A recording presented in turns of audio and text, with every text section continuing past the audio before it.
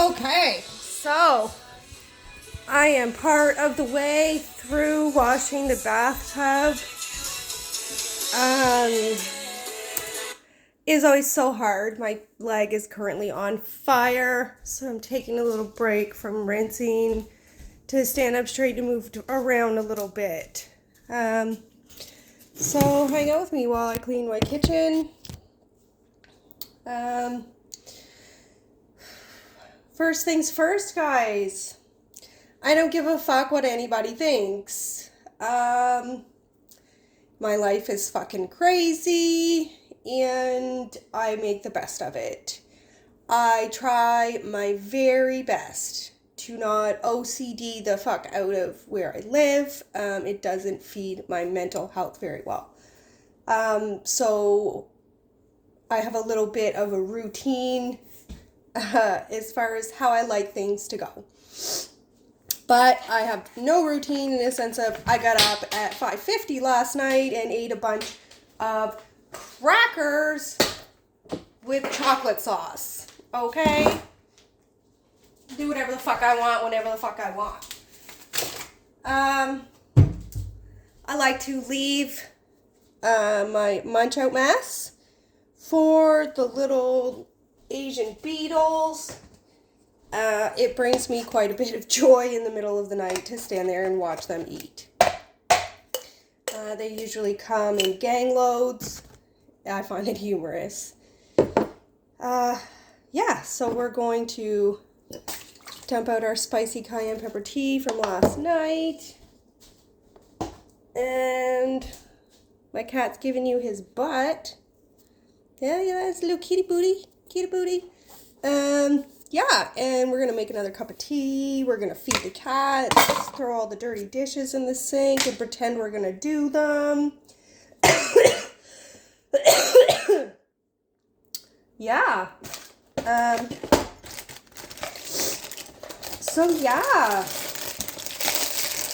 I have a very small circle of people around me. I have a very low tolerance for bullshit. And I have a very, very poor communication skills functionality. I don't people well. I don't like people very much. I'm just not very good at it due to lack of life experience. Okay, Ladybug.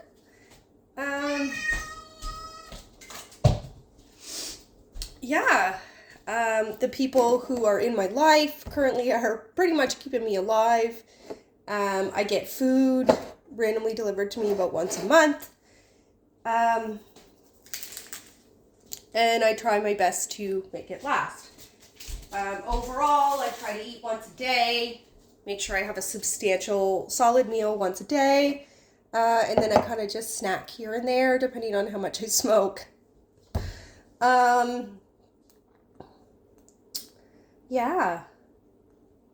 So I hurt my back.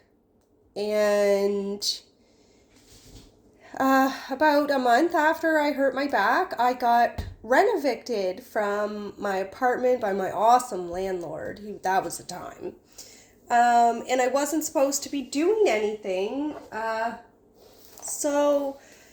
had to move my whole apartment by myself, and I had nowhere to go because I had like 3 weeks left of my seasonal layoff, and before I was supposed to go back to work as a gardener, because I am seasonal by trade, and I couldn't go back to work because my back, I was fully paralyzed for almost 2 months, couldn't walk, had to relearn how to walk. So I lost my apartment and then moved into my friend at the time's house with him and his mother. He was just going to work for his seasonal employment, and his mother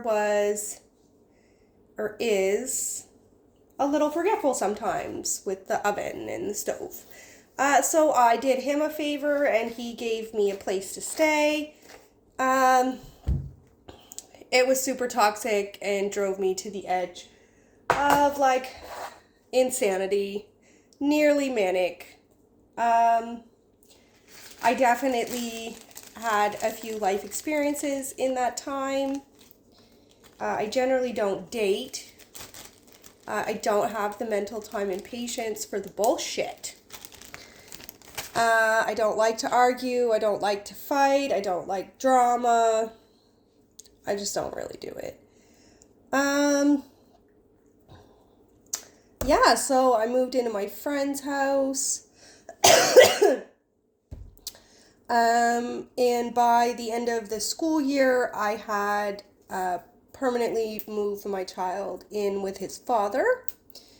I'm not a big fan of him, but I'm very, very fortunate, and I mean very, very fortunate, to have a baby daddy who can take his child and take reasonable enough care of him that I can only complain a little bit, because I had a pretty high standard of care towards my child. So, I mean, I get it. It's hard to meet those expectations. I miss my kid. I went 6 months without spending an evening with him after having him full time as his primary caretaker for 8 years. It was hard. It still is very, very hard. Where I don't drive, it's very difficult to see him because I'm completely dependent on his father to drive him to and from my location. In about August, so shortly after the season ended, and I realized like I'm not going to be able to stay in this house all winter. My winter depression will not do well. I took the money from my car because my car broke in May. I sold it for $500 for my Mini Cooper. I had a 2015 Mini Cooper 6-speed. Brought me a lot of joy, but it most certainly died in the middle of a fucking intersection at 8 o'clock in the morning on a fucking Tuesday. Yeah, it was a nightmare. But we got through that one. $500 I got for the car. And the last little bit of money that I had set aside from the whole ordeal with my landlord, I bought a camper for pennies because it didn't run. And the kid that had it didn't want it. Yeah, so I bought the camper. And it was in shit shape. It leaked water really, really bad. Out of 2 of the windows, one, it was like the whole back end of the camper was just raining inside. So I gutted it, ripped her all out. I had my carpenter friend come over and cut some wood for me, and I put a bed in after I fixed the window and got it running. So I had somebody come and look at it, and it was literally just a missing piece of tubing for the fuel line. So I had them put on a piece of shit-ass tubing. The fuel went from the tank to the engine, and she fired right up. My camper is worth about $6,000 running. And fixed up the way that I have, I paid $1,000 for it. So it was a win. I burnt everything that I owned due to mold. The house that I moved into and realized I couldn't stay was actually covered in mold. So I think that's why I was struggling so bad mentally, was just the mold. I'm allergic to everything and I get a little crazy.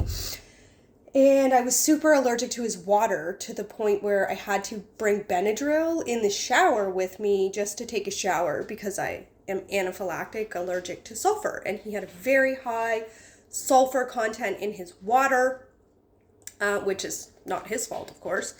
Nature will do what nature does. So it was just a lot being there. So I burnt everything that wouldn't fit in my camper, a lot of stuff. I burnt shoes and paintings, clothing, furniture, everything. Everything. I burnt it all in a huge barrel fire. It was a lot of fun. It was extremely freeing. I got quite a bit of joy out of it. And I got in my fucking camper and I left. And everything and anything that didn't come with me, too bad, so sad. And by myself, having only driven it twice in my life, it's huge. I drove it all the way from there, all the way out into the middle of fucking nowheres to my property. And I parked her, and that's where I'm at. So the piece of property that I own, we call it Crowpine, me and my son.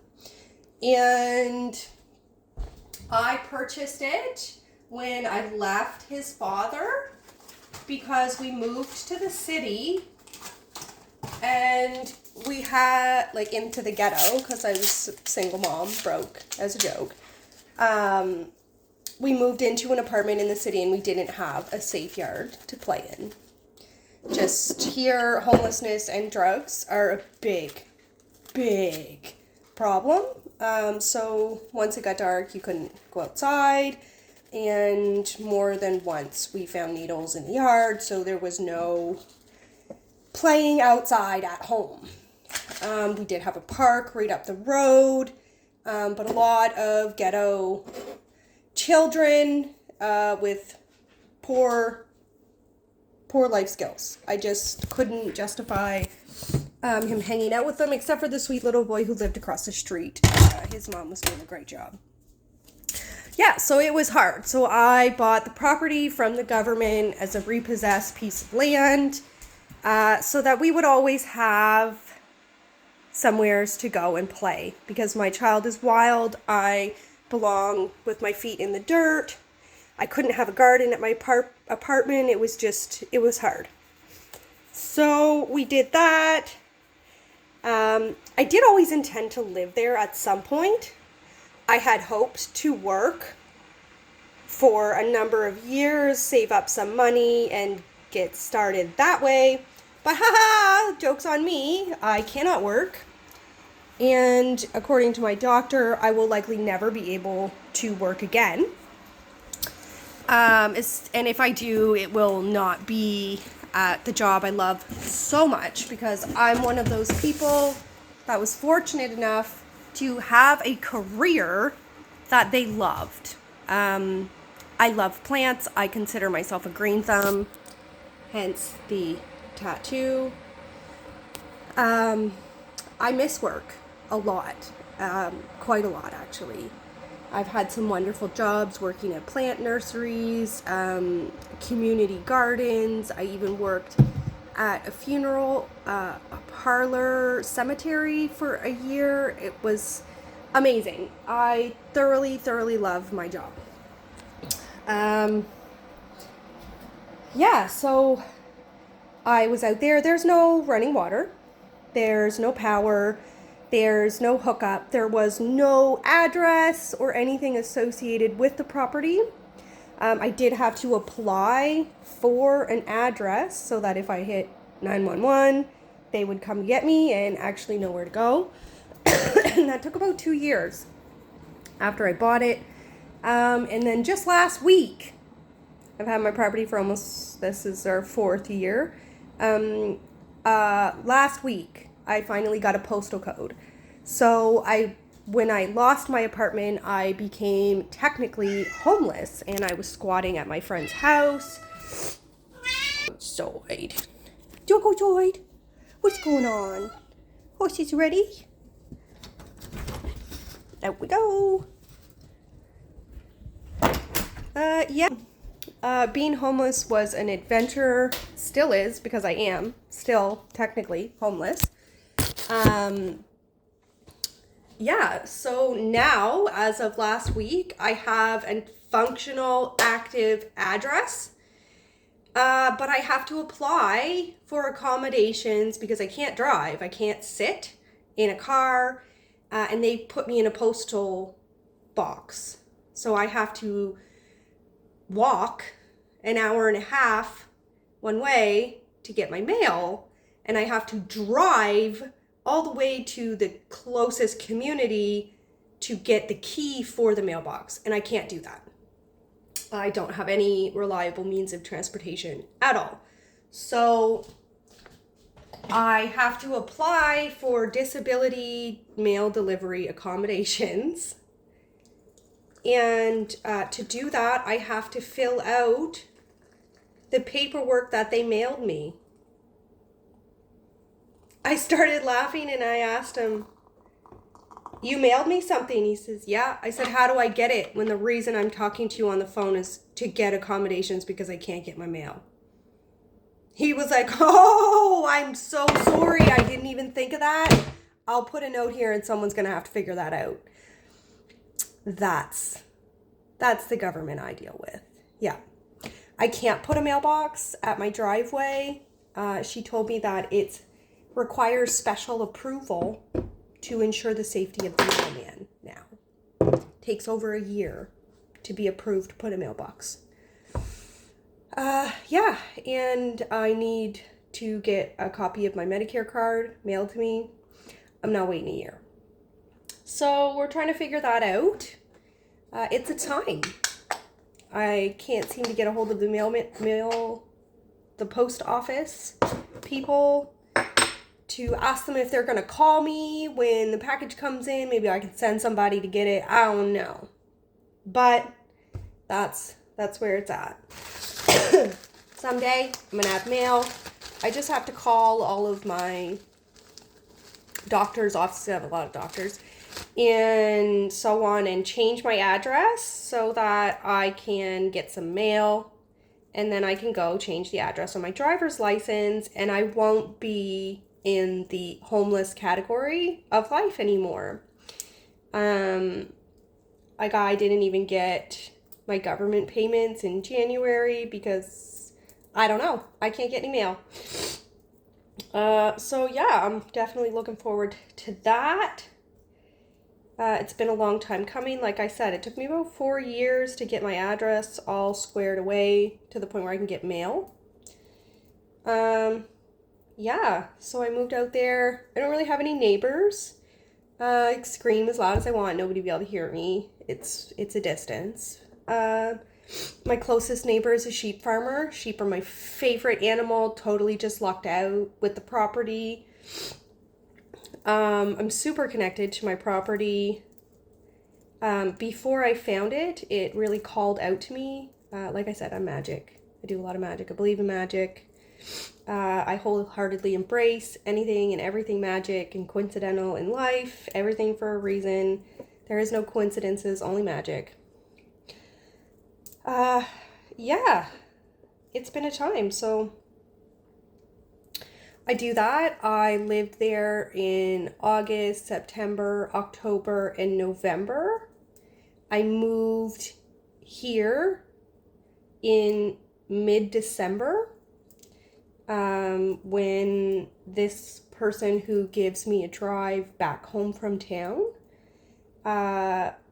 brought me to his barn and was just like, "I don't know if you know this, but I have an empty apartment that's empty because I'm fixing it up from the last tenant who damaged it quite badly. I don't know if you would be interested, but there's a few of us that would feel a lot better if you were in somewhere's a bit warmer because it's going to start getting very cold." I hummed and hawed over it because I don't know the person well. And with men, you never know the intention.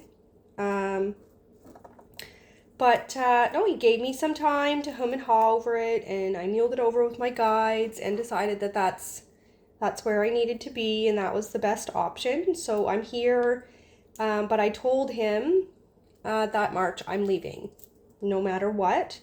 With my back, I don't care. I miss my home. I truly enjoy being out there. I love having the no luxuries. I love the isolation that comes with there. I find here I'm 100 times more isolated on someone else's property, way off the road. I'm not a fan.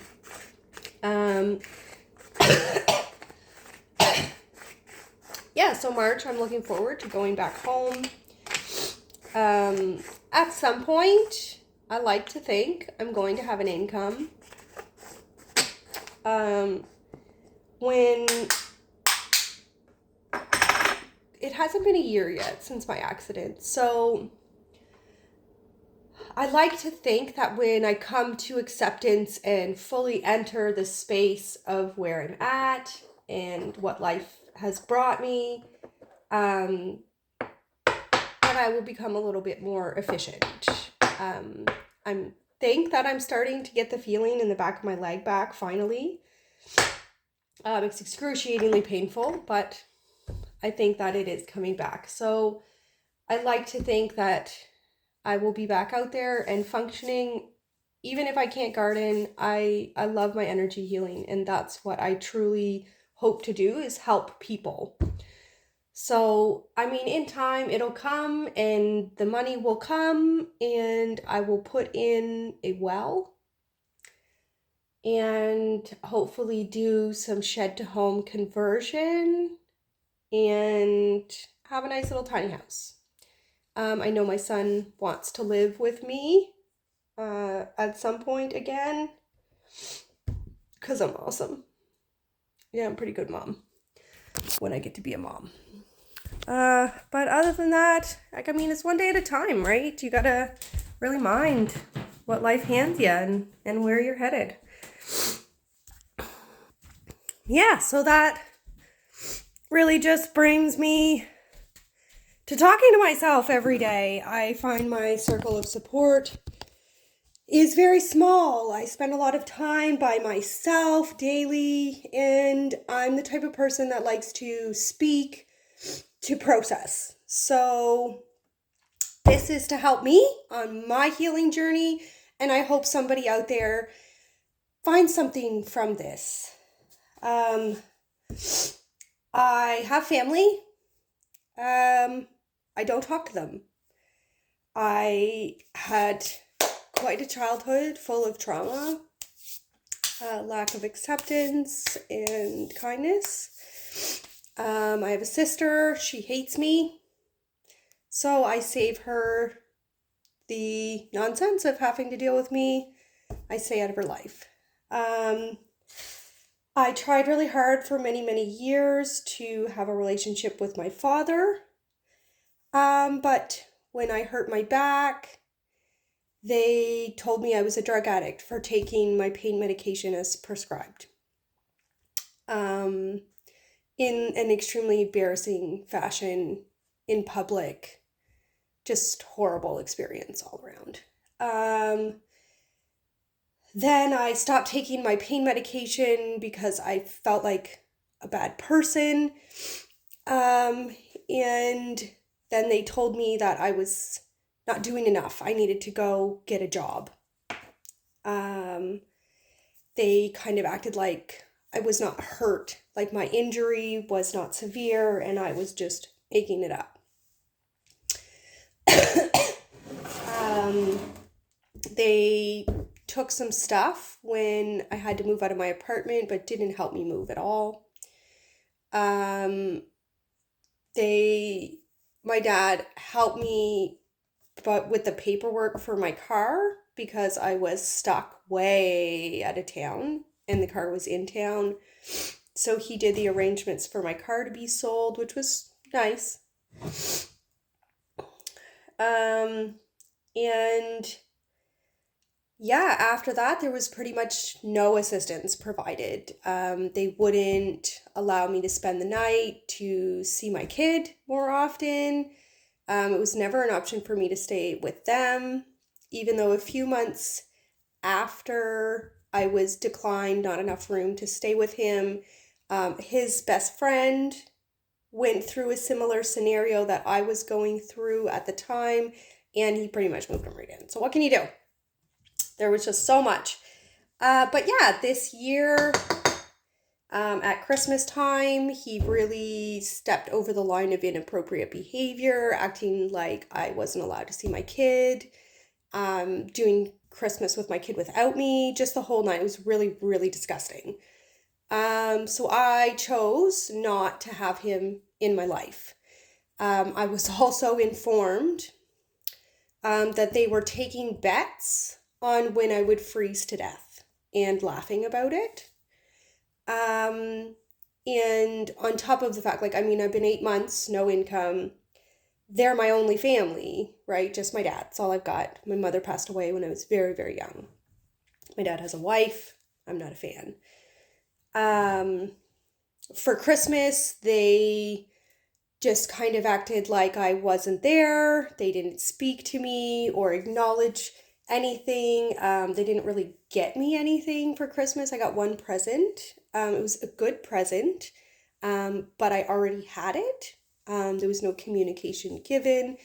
Being in the situation that I'm in with no money, homeless, so on and so forth, there were millions of small things that could have been done on no budget to assist my situation. There was just no fucks to give. Yeah, so I don't talk to my parents anymore. I have them blocked on my phone. Not that they ever called, ever, not once. I remember one time I asked my dad for water. I had run out of water to drink, and man, was he ever perturbed that he had to come out and bring me water. Yeah, it was a big thorn in his side to have to fit that into his schedule. One time there was a hurricane. Yeah, living in the motorhome. It was on a really big slant, like bad. There was almost an inch difference in my water jug for how bad I was leaning.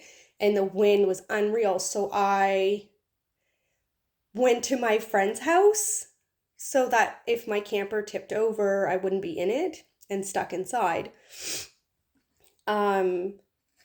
When I called to ask if I could get dropped off at his house to travel from his house to my friend's house, he almost said no because they weren't going to be home. Apparently, I'm not really supposed to be in his house when he's not home. I don't know. And then I later found out that he was at his second home building a structure for his tractor so that his tractor would weather the storm well. 2 sea cans and a roof so that his tractor could go in there. That's a better structure than I'm living in. It was something. I definitely have a lot of childhood trauma when it comes to my parents. So I definitely maybe have a little bit less acceptance with the bullshit. There's been many trials and tribulations and much reasoning behind me outright deciding like I don't want anything to do with this man. Nothing. It is not helping me at all. I am not getting anywheres. It sucks because my dad is really smart. He's extremely handy. He's super useful. And he has this wonderful knack when I'm upset of telling me to get the fuck over it and be an adult. There's no room for that. It can be useful sometimes, but I'm good. I have a wonderful family, my best friend and her 2 boys. She lives about 15 minutes down the road, and then my other best friend and her daughter, they live about an hour and a half away. They're all the family that I need. This whole life ordeal has definitely condensed my circle because what I'm going through is very sad. It's very difficult and it's very upsetting to a lot of people. It's hard for people to handle. Fuck, that's hard. Yeah, so we do this, and here I am talking to myself every day, hoping it'll make something feel better. Yeah, because I do pretty good. I'm pretty interesting. Eventually, at some point, I'll start talking about magic and what I do and the UNN news because I love that. And I go to wellness conferences once a month with my bestie. And I love it. I love the people there. I love like the iridology and the osteopath and the Cambo and you know, the DMT and all that stuff and the people that do it and treat it, and I just I love it. The iridology guy is my favorite. I just can't get enough of them. And I am somehow going to find the money to do Cambo. I'm super stoked about that. DMT is also on the list, but in a ceremonial process of magic and peace, well-being, positivity, grounding experience. I would like to open the third eye and the interstellar star chakra. I feel like I said that wrong because I'm just not even in my space. Yeah, so lots of fun in the healing journey. It's been a long 8 months. I do not want to get surgery. I have no desire to venture down that road. Our healthcare system is the shits. Oh my God, it's bad. We have people that randomly just die in our waiting room waiting for help because nobody here gives a fuck. It's really bad. Like, go free healthcare? Ha ha ha, it's not free. We do pay for it on our taxes every year, and all we get in return is the bare minimum care. The absolute cheapest, lowest, bottom of the barrel care. When you get into private healthcare, you get into other countries, you realize they have multiple options for treatment for certain things. Us, no. This or that's it. Nothing else. It's very sad. If I do not get surgery, I'm committing financial suicide because I will be completely out of the ability to apply for any governmental benefits due to refusing treatment. So even if it is possible for me to heal on my own over time, I cannot apply for any form of disability or government assistance because I was not hurt at work. I did not have insurance, and I have used all of my government provided medical benefits. So it's surgery and I can apply for disability or welfare or something like that, or no surgery and I'm 100% on my own permanently. So, mentally I've made a decision, but financially I'm poor. It's hard. Surviving is a state. I would like to live and not survive. You know what I mean? Survival mode is not great. It's exhausting.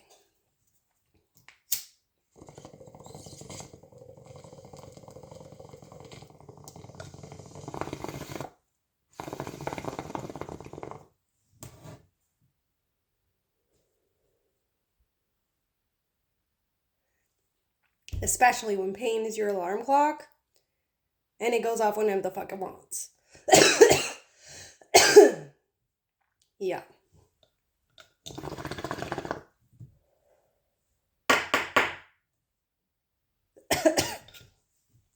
First hoot of the day. Whew.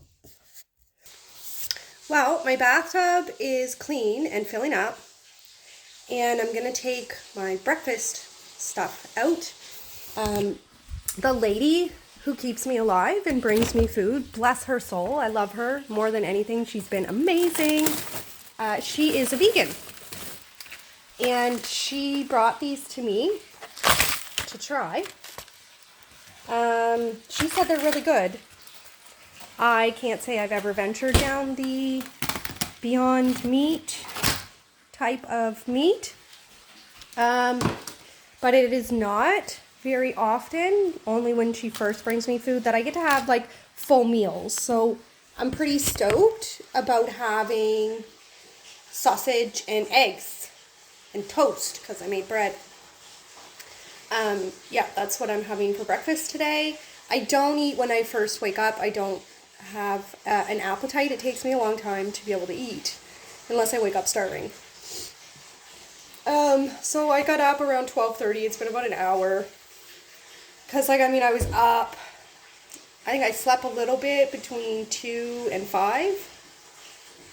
And then I was up from 5:30 until 8.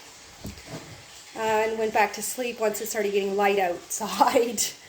I wished the guy in the house a good luck today, because he does have some sad things to participate in today. I do try to share my heart as often as I can. If it wasn't for him, I would be in my motorhome and it would be cold and I wouldn't get to see my kid very often. So he has forever my gratitude and all of my love, for sure. Because, you know, I'm rent-free, I squat here, and this is the kindest thing anybody's ever done in my world. It's pretty amazing. He wants nothing in return. Nothing. And I mean nothing.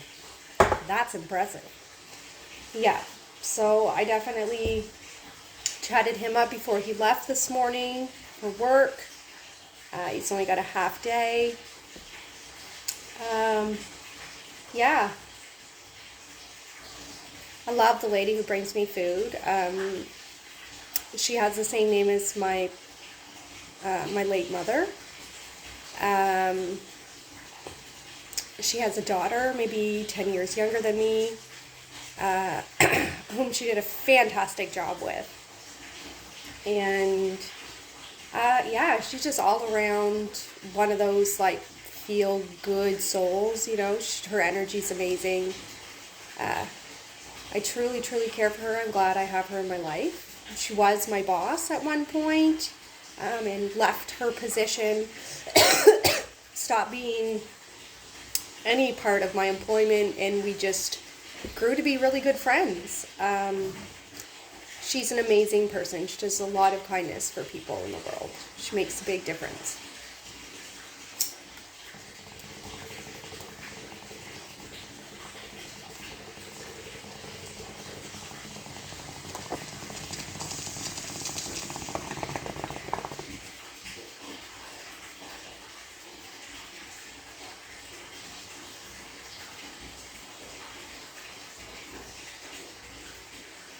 And the craziest part is that, you know, I've got her. She don't got a lot of money. I've got my best friend and her boys. She's just as broke as I am.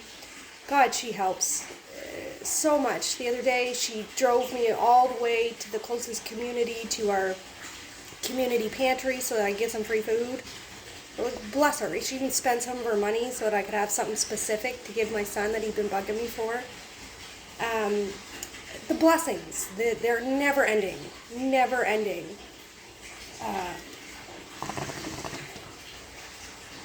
She has the most amazing friends ever in her homeschooling, you know,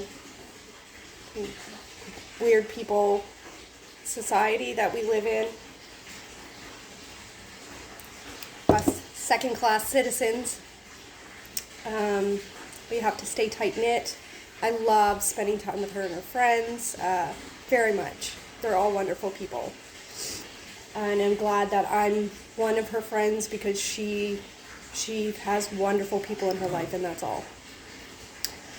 And yeah, my girlfriend that lives about an hour and a half away, her life has been insane. And she's finally in a space in her life where she's at peace. And I'm just like, oh, you deserve it. My time will come too. She's almost 40. So, you know, it'll come. All in time. I don't get to see her because she doesn't drive. And now that I don't drive, like, there's no traveling going on. But someday, I'll get up there. The guy said maybe he's going to a concert where she lives. He may drive me up for the day, visit, something like that. If I lay down in the car and take my medication, I can drive. For some time I need breaks. I got to get up. Sometimes I freak out a little bit because it hurts. And I usually pay for it for 2-3 days. It's unbelievable, like somebody's trying to rip my leg off. But when it's good for my heart and it's good for my mind, fuck my body, I do it anyways. But I'm not stupid with it, because I don't want to paralyze myself. I still have a general risk of full paralyzation. From the waist down, both legs, no more walking. So every day that I can walk, I'm winning. Every day that I can smile, I'm winning. Every day that I get out of bed is worth it. And I know there's a lot of people out there who struggle, and you know, I'm here to say it's worth it, and we'll get there. I'm going to clean myself and get my smile on some more.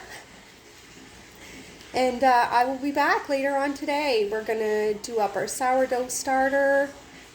And I've got some dough in the fridge that I didn't cook yesterday.